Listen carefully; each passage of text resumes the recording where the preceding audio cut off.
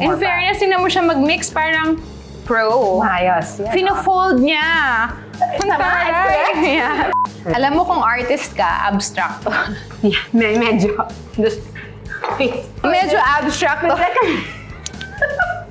Hi everyone, I'm Cat Arambulo-Antonio. And I am Kim King. Today we're going to share with you guys how to make easy kids. Sorry.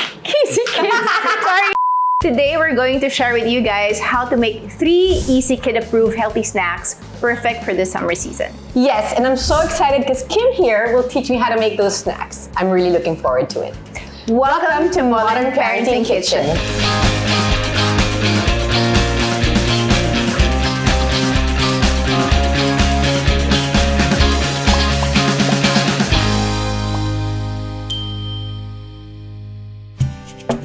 So I first approached Kim during the pandemic, and that's when we really connected because I was looking for healthier ways to snack on food and healthier diets because at the end of the day, health is wealth. I have 3 kids, 2 small ones that are still living with me at home, and it's very important, as you know, that I give them snacks that are gluten-free, sugar-free, and guilt-free because of course we want them to grow up healthy. And I'm Kim King. I'm the founder of Kim King Wellness. Also, I'm a mom of 5. We're homeschooling, and none of my kids actually had a real taste of junk foods. How we create the recipe, especially at home, I don't want to be too scientific about it, but that's what I really do. But I usually share the benefits, especially my kids are active, and I'm sure your kids are also like into sports. So we want the best snacks, but easy also, and realistically, not all moms have that time to prepare the snacks and all of that. It has to be on the go and ready, or at least something that you can store and just grab and go when it's emergency and if the kids need something to eat. And what's important for my kids is that it actually tastes good, and what's important to me is that it's made with natural ingredients and it's healthy for them.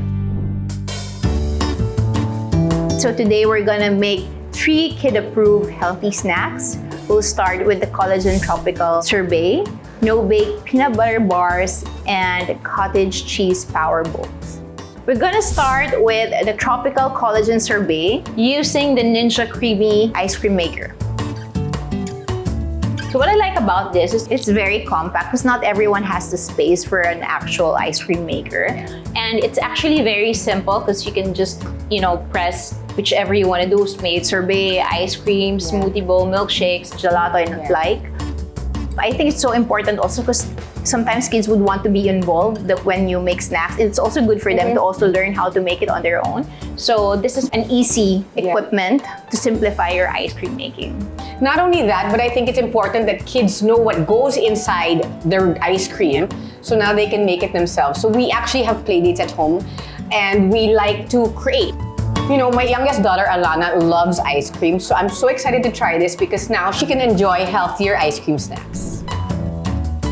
Guys, these are the things that I would order from King Wellness's website, and I'm so excited because now I'm gonna be able to make them at home too.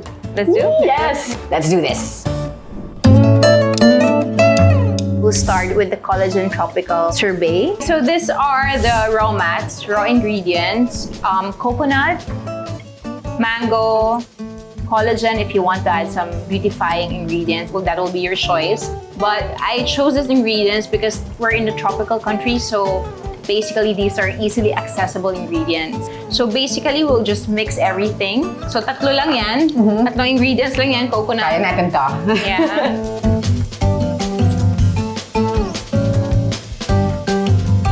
Sometimes I would do guava also, or guyabano. That works as well. And then if you want to add collagen, we actually have our Kim King Wellness collagen. So that's the only thing that I use. It's tropical ingredient, meaning it has high vitamin C, which makes the collagen work better for your body. So, and then we have to store this in the freezer. For how long? 24 hours usually. 24 hours after. Okay, so we have to demo this. Okay. So you have to put it. Okay, we have to make sure that this is aligned, right? May butas dun sa Just make sure there's no ice below. Put it in there, like that, and then put this. Then it has to latch. You have to hear the yung there you go. Here Okay na. Yeah. Oh, wow. Madali lang yan.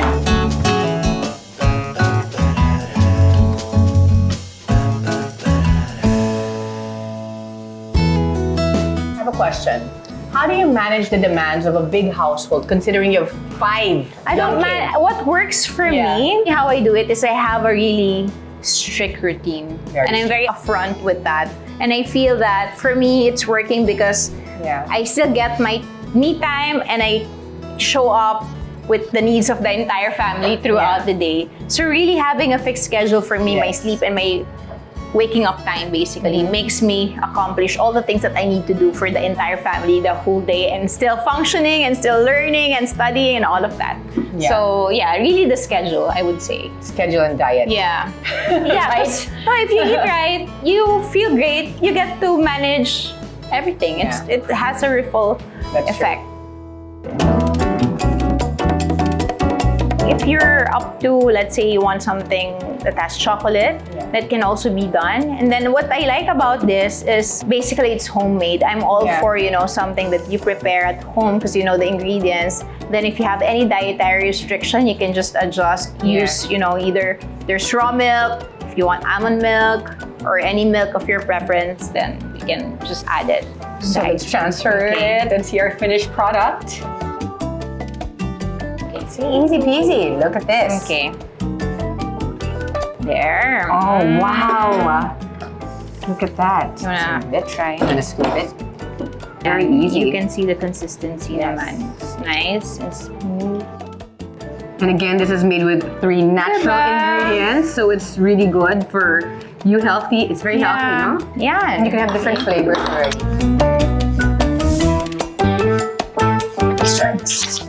The consistency is so good. Look at this.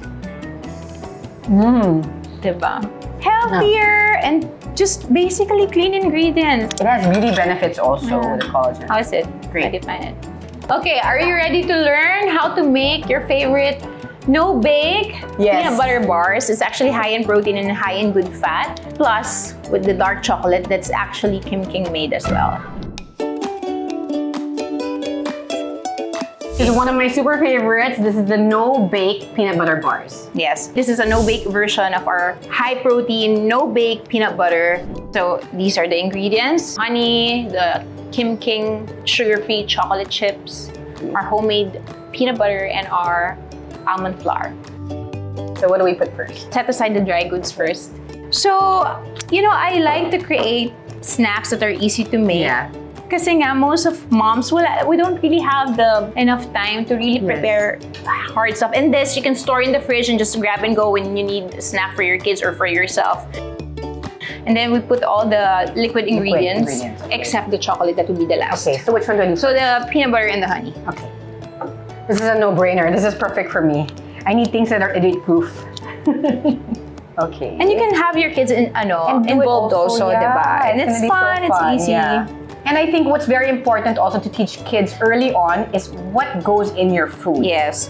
Right? That's how I make them love to eat well and healthy. Yes. Actually, they already started cooking their breakfast on their own. You cook their own breakfast? Yeah, they prepare their own breakfast. Wow. And then you mix everything, this first. Okay. The peanut butter and the raw honey. Wow, look at that. Yeah. Ayan, sige pa. More In fairness, tingnan mo siya mag-mix, parang pro. Ayos. Yeah. Pino-fold niya. Yeah, pino-fold niya. I watch much Martha Stewart. Oh, yun naman pala. Okay. And then we can add on the almond flour. Ayan, then you mix it all. So there are some flours that you can actually use and it's okay not to bake or cook it, like almond flour. So this is basically just real almonds that we use food processor to break it. Yeah. And this is it? Yeah. Simple, so easy. diba? So simple, so easy. And healthy pa. Ayan. And then we can transfer it here. Baka next may cooking show na ako, Mars. Pwede. I just spread this, right? Yeah, correct. Oh my gosh, my kids would love to do this. Yeah. Okay, I have a question. How do you handle, since you're an influencer, like, yun pa rin ba yung tawag ngayon? I don't know, but I try not to refer to myself as influencer. Anyway, so how do you handle the bad and the good side of putting yourself out there on social media? How do you protect your kids from, the bashing? Yeah. Yeah, well, basically, they're not on social media, so that's one thing. So it's easy for that. But I think also the way to protect even ourselves from the bashing is you don't deal with it. Because at the end of the day, you can't please everyone, right? And as long as I think that you are doing your best, as we all are, and we just try not to hurt anyone, I think we're doing well. So really, the way that I deal with it is by not dealing with it. I learned that later on. Okay. And then you have to freeze this. Usually, 8 to 10 hours pwede na. 8 hours later. So now, once it's settled and it's hardly ready, then we can add the chocolate to cover the base. Well, you can use a spatula and then you make Like that. Yeah. Wow, look at that. Yeah. And then we want it to look very professional. Pwede namang relic yung finish. So parang artsy. No, really, kasi diba, the kids when they make snacks, it's not gonna look like, professionally done, but I think that's where the fun is. That's the beauty in it. And then they'll design it and all of that. Then we can put it back to the fridge, usually 2 to 3 hours. 2 to 3 hours. Okay na siya. Ayan. 3 hours later. Magic. Okay, this looks so good. You try it. Okay, try what you made there. Oh. This. Let me know. Perfect. Diba? So it's easy, and you don't really have to be a cook or a chef to make something healthified at home that your kids and the entire family would enjoy. Are you ready for another snack, Kat? Of course. This one's gonna be savory. Okay. Super easy to make also. It's like you don't have to be a cook again to make it. Super simple.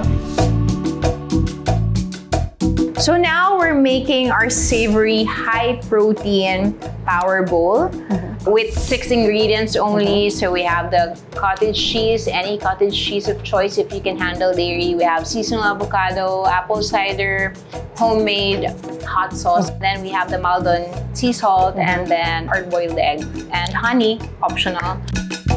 So basically, you construct it lang, simple lang. I'm gonna put it. Yeah, put it. Are you sure? Yeah. You construct you want me to do it? Okay. Yes. So I just put it And then you design it on your own. How do I Just do sa it? ilalim. So that's gonna be the bottom. base. Okay. So this is high protein and high good fat, which is so important for your overall health. I'm an advocate of high protein meals, regardless of if you're on a plant-based or you eat meat and all of that. The goal is still eating enough protein so you maintain your muscle mass. But anyway, let's put you design it on your own.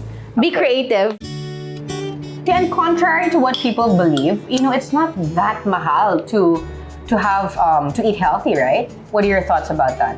Well, first, it really depends also kung saan ka nakatira. Best examples, if you're located sa province, there's more access to naturally raised produce. Yes. And I believe that the scientific part of it is really when the body is well nourished and when you eat real whole food, it doesn't need more. So basically, nakakatipid ka in that sense that you don't have to keep on eating. You can do OMAD, 2 meals lang, simple food, clean food. It's cheaper because you use less ingredients. Plus, chances are you won't go to the hospital. Yes, so yes. In long-term effects, it's spend less. Yes, and generally, girl math. Hashtag girl math. Generally, you would actually spend less. Yeah. And when people ask me about, does it have to be organic? You know what? If organic is not pasok with your budget, I would just recommend that using whole food. It doesn't have to be organic. Just start simple. Yeah. Just, using one single ingredient, then you combine it. Like, these are all basically single ingredient, eggs, honey, And then you just combine it. You construct it. There's no limit to what you can do with using real food or whole food. Okay, then put the eggs first on the side.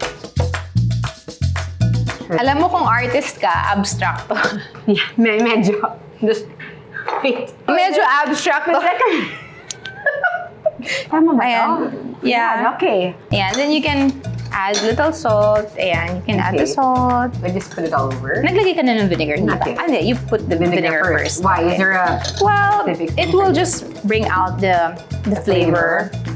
And then you can add the salt. Okay. There's no really proper way to do it. You can experiment. Like some people would like to put lemon on their food to bring out the taste. I personally like calamansi or coconut cider, which is like an apple cider also, to bring out the richness of the flavor of the food. So we can add the... You wanna do it? Or it's nice. I like using raw honey because it really magnifies the taste. Diba? So that's how you do it. Yeah. Okay. And then, well, it's your choice if you want to put honey. But basically, it's so simple. It's really just assembling everything. Yeah. So should we try it? So we have 2 plates of what we made, the cottage cheese power bowl. Look at that bowl. You wanna show? Yes, I want to show this one. Show This is what you did. This is what I did. Just kidding. Ito parang nagmamadali. Ito talaga yung mom on the go. Okay, let's go. Let's eat it. Okay. You know what? have to When try you eat it, sabay-sabay na yan, it's all gonna look the same. Yeah. So, okay. So you want the avocado, the cottage cheese, Yeah. hot And then sauce, the ano, and the egg Yeah. with the honey. You can go sabay. I like the egg yolk. My favorite. Yeah. Konti mo naman kumain. Wow, it's like a party in my mouth. Different textures, different flavors, but then very sharp taste of everything. Yeah. No? Surprisingly good. Surprisingly good. Yeah. It blends very, yeah. It's a very, So, it's a party in your mouth. you have to try it.